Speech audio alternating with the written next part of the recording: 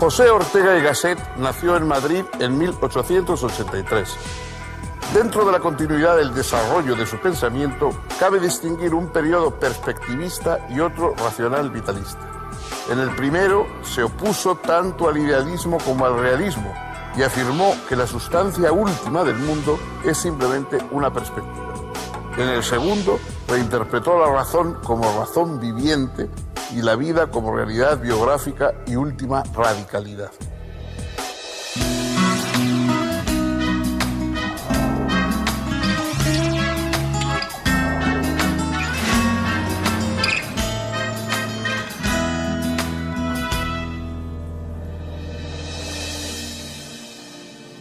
¿Cómo están, amigos? Bienvenidos.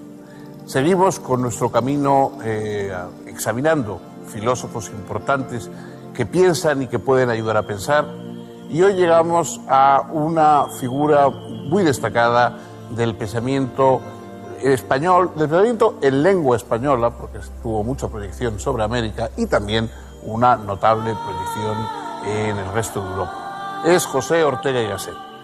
José Ortega y Gasset fue una figura que empezó en el periodismo, era hijo de un gran periodista y aunque naturalmente pues siempre sintió un interés por la filosofía, en especial por la filosofía alemana, sus inicios estuvieron en el periodismo y es un articulista extraordinario y a lo largo de toda su vida el grueso de su obra, si se ven los volúmenes de sus obras completas, la mayor cantidad de sus obras son artículos de periódicos, son breves ensayos que caben en una revista, son una pequeña conferencia surgida, digamos, de lo que se puede hacer en un periódico.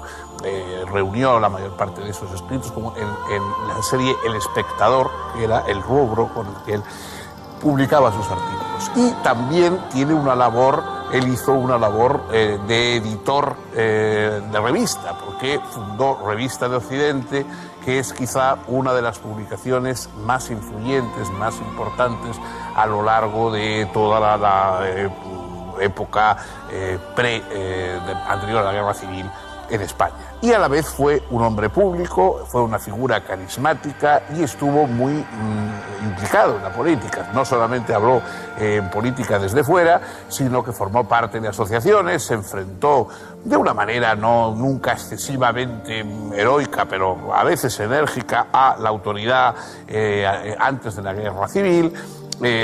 Fue un destacado republicano y bueno, luego después de la guerra su actitud de un distanciamiento más o menos altivo pero no de condena explícita del régimen de Franco pues le ha valido bastantes críticas. Lo que nadie puede dudar es que Ortega fue un semillero de ideas, es decir, lo importante de Ortega es que, digamos, él sembró muchísimas ideas, dio pie a muchísimas iniciativas y sus obras están llenas de impulso para el que quiere seguir pensando a partir de ellas. Vamos a estudiar por unos momentos su historia, su trayectoria, su pensamiento.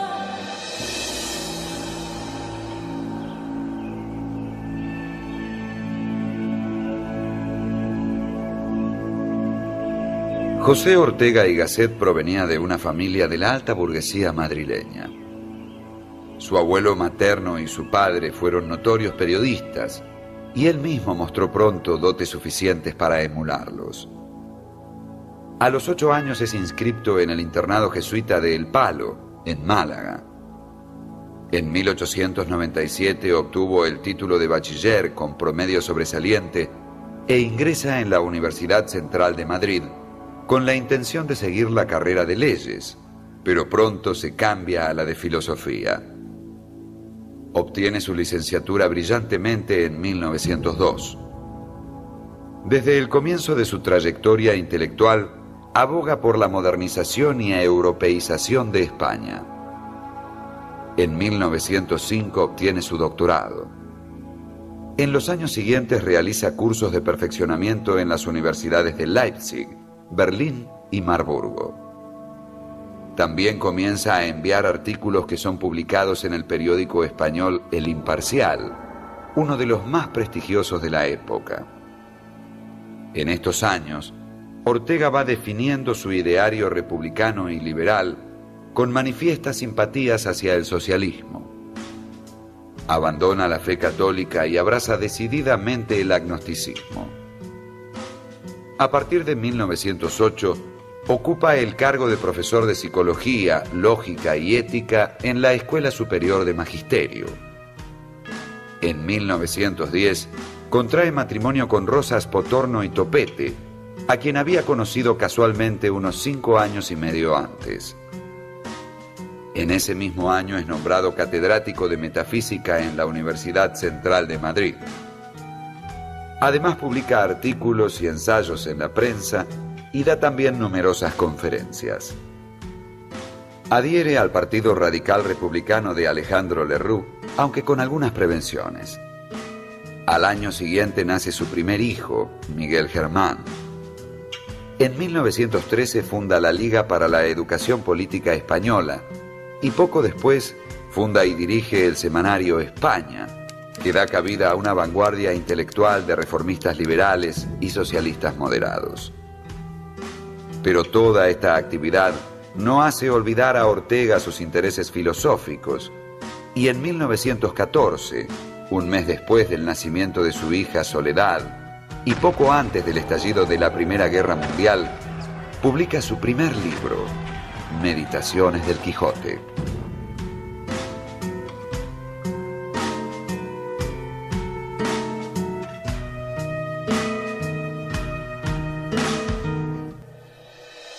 En su primera obra publicada, Meditaciones del Quijote, que es una obra muy variopinta, con muchos aspectos, muy caleidoscópica, nada sistemática, nada orgánica, y que ya preludiaba, digamos, una carrera que no iba a ir por los cauces habituales de la academia y de la universidad, sino que iba a estar un poco siempre al margen, como un francotirador, mucho más próximo a los ensayistas más actuales, más modernos, que a lo que había habido en el pasado.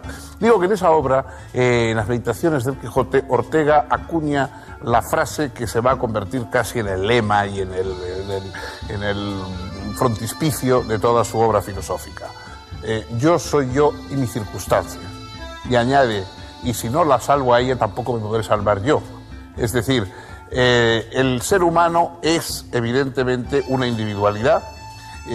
Para Ortega lo que existe es esa biografía humana. Él no cree, dice en un momento que no existe, el ser humano no tiene naturaleza, sino que tiene historia. Es decir, que nos vamos haciendo y que vamos apareciendo a lo largo del tiempo, fabricándonos a nosotros mismos, pero esa fabricación no es algo aislado, no es único, sino que tenemos una circunstancia determinada. Todos, nuestro yo no es ese yo aislado y antagónico que podría pensar Unamuno, sino que es un yo que tiene que estar de alguna manera haciendo el esfuerzo por ponerse de acuerdo y por rescatar a su circunstancia. La circunstancia es la historia, la circunstancia es la gente que nos rodea, las circunstancias son las ideas, las personas, digamos, a las que tenemos que salvar de la ignorancia o salvar del fanatismo. Y hay que salvar esa circunstancia. O sea, el yo no basta con que yo me retire a mi torre de marfil, con que yo logre de alguna manera alcanzar una cierta perfección personal, si no he logrado levantar y salvar la circunstancia que me rodea, es decir, el país, la época en que me toca. Eso define bien esa tarea regeneracionista que tuvo Ortega. Ortega pues tuvo una dimensión de regeneracionismo y de ahí su pasión por la publicación, las revistas, en fin, no fue un hombre desligado nunca de su tiempo, sino que al contrario, más bien brotó su pensamiento de la necesidad de salvarlo.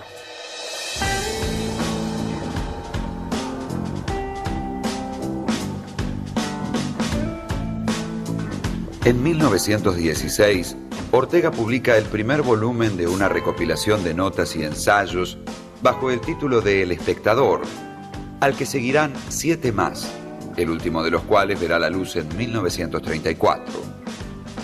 También en 1916 es invitado a dar una serie de charlas en Buenos Aires, donde recibe un caluroso reconocimiento.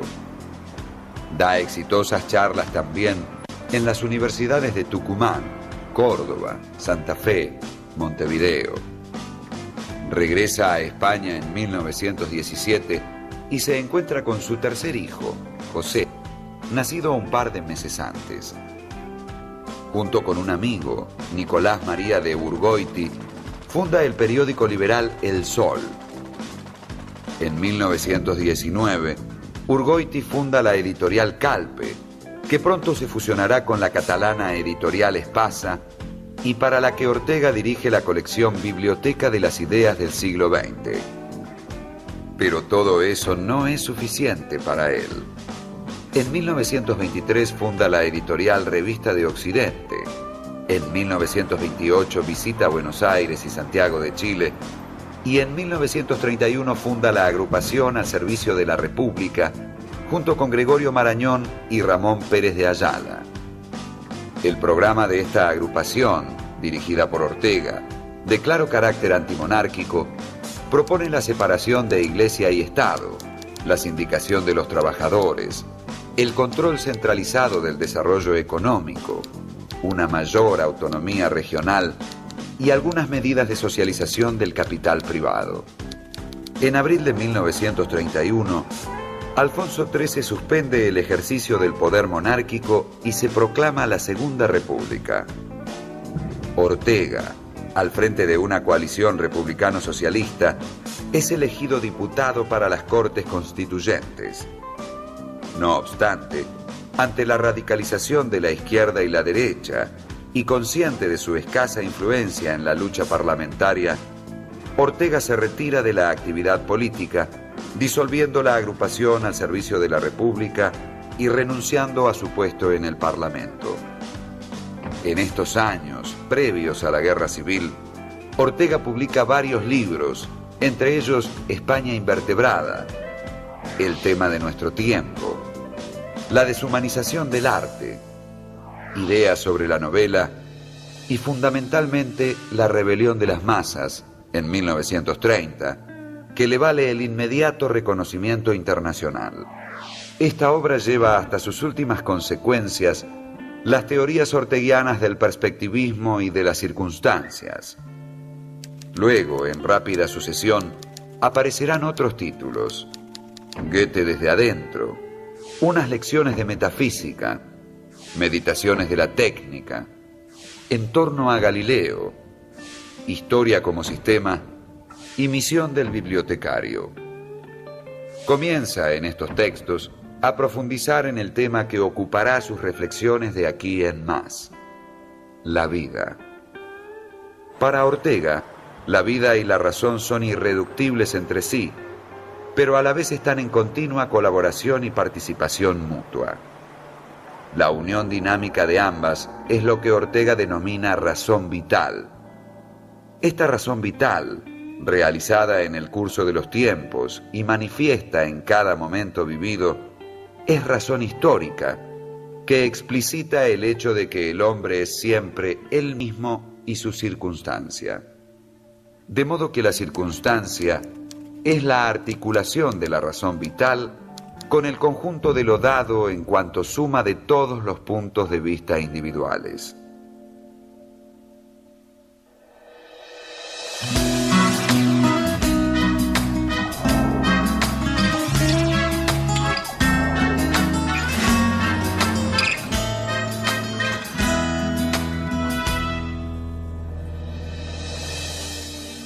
La aportación más importante de Ortega y Gasset al pensamiento está también en una línea vitalista, no me atrevería a decir que existencialista en el sentido bronco, digamos, de don Miguel de Unamuno, pero también está más bien próximo a esos filósofos de la existencia, o al menos de la vida, como decía él, porque él decía que lo importante era la vida. Entonces, la razón, Ortega defiende la razón, no es irracionalista, como en ocasiones es Unamuno. Él defiende la razón y con todo lo que la razón comporta, la ciencia, la técnica, etc. La razón le parece importante, pero una razón vital, una razón, digamos, que surge de la vida y al servicio de la vida. Él habla, quisiera a veces llamar a su filosofía raciovitalismo. No un racionalismo, sino un raciovitalismo, es decir, una mezcla entre racionalismo y vitalismo, una combinación de ambas cosas. Ni un vitalismo ciego, ni un racionalismo anémico y que olvida la fuerza, la necesidad de la vida. Porque pensamos para vivir, pensamos para vivir mejor. En cierto momento él compara al filósofo como alguien que ha caído de un barco o un naufragado que está allí en el mar tumultuoso, turbulento, y entonces tiene que intentar nadar. La filosofía es ese intentar nadar cuando nos estamos ahogando en la realidad. Es decir, hemos caído en la realidad, estamos manoteando, tratando de salvarnos en la realidad, y ese intento de salvación es precisamente la filosofía. No es una filosofía meramente académica, no es por supuesto un conocimiento del mundo como si fuera simplemente un agradable espectáculo que vemos, sino que es la urgente necesidad de saber a qué atenernos, de saber cómo vivir, de saber cómo nos vamos a arreglar con la realidad, que es eso que nos está haciendo y ofreciendo permanentemente resistencia. El raciovitalismo, la razón vital, la combinación de la lucidez intelectual y el empuje y la urgencia vital es lo que da su tono esencial a la filosofía de Ortega y Gasset.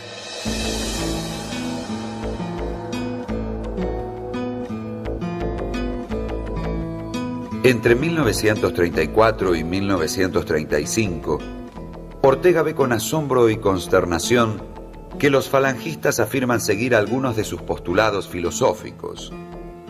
José Antonio Primo de Rivera lo reclama como líder ideológico y le reprocha no apoyar públicamente a quienes piensan a partir de él. Lo cierto es que Ortega no siente la menor afinidad con los derechistas y no entiende cómo ha surgido el malentendido. Responde con el más absoluto silencio.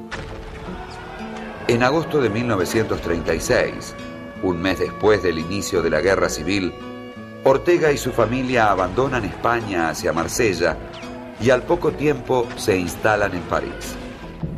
Permanecerán allí hasta 1939. Luego Ortega continuará su ruta de exilio por Buenos Aires durante un par de años y finalmente Lisboa. En la primera publica Ensimismamiento y Alteración, y en la segunda, a poco de establecerse, da a conocer su introducción a Velázquez. Finalizada la Segunda Guerra Mundial y ante las garantías del gobierno franquista, vuelve a España, pero no instala su residencia en ella, sino que apenas monta un departamento en Madrid para alojarse en sus esporádicas estadías en la capital española. Escribió aún su estudio sobre la idea de principio en Leibniz, en el que realizó un análisis sistemático de la idea de principio a través de la historia de la filosofía y pronunció brillantes conferencias en Estados Unidos, Gran Bretaña, Italia y Alemania. El 18 de octubre de 1955, víctima de un cáncer que había afectado su aparato digestivo, falleció en Madrid. El gobierno franquista hizo circular en dicha oportunidad una normativa que indicaba a los periódicos que, al redactar la pertinente nota necrológica, omitiesen mencionar sus errores políticos y religiosos, a la vez que evitaran llamarlo maestro. Organizó también una misa pública en honor al filósofo, que la familia dignamente rehusó, respetando así sus convicciones no católicas. La revista Ínsula dedicó un número entero a Ortega y fue inmediatamente clausurada. Sin embargo, unos meses más tarde, la Universidad de Madrid organizó un importante acto en su memoria que tuvo el carácter de una reparación. La muerte de Ortega dio pie a la primera protesta pública importante de la posguerra por parte de la oposición al régimen franquista, protesta que éste no reprimió, porque en esos momentos España estaba ingresando en la ONU como miembro de pleno derecho y reclamando un lugar entre los países industrializados de Occidente. Póstumamente han ido apareciendo varios títulos de Ortega que no habían sido publicados en vida, entre ellos ¿Qué es filosofía?, El hombre y la gente, Investigaciones psicológicas y una interpretación de la historia universal.